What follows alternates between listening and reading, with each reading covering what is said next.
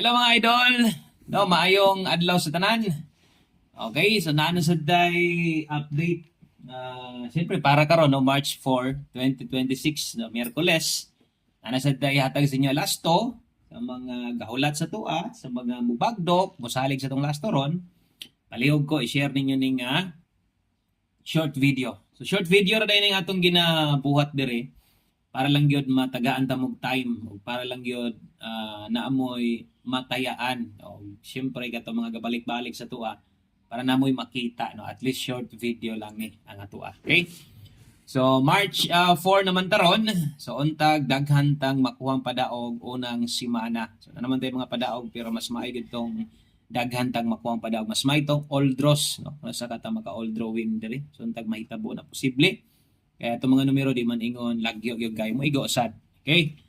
So good luck sa itong bagdok last no. I-share ni palihog, i-recommend sa dito sa ubang kailan nimo inyong mga ka-GC, basin ni ganahan ha. Basin lang.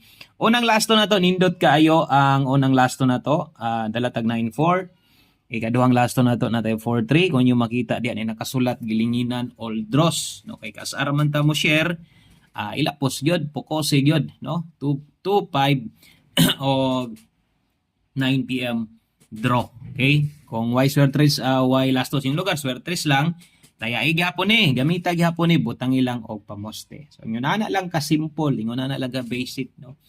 O kini, dakong tabang na ni sa inyo, bisan kung di mo maka-appeal anang gitawag na to, lasto. Ako na ning tabang sa inyo ha, o, mo na ning inyong dalahon, isip pairing guides ninyo. Kaya inyo makita, panarget biya gyud ni, ato ang mga lasto dire. Okay? So 4394 og 92 ang ulahi natay 63 kana ra. Daghang salamat ug good luck sa tanan.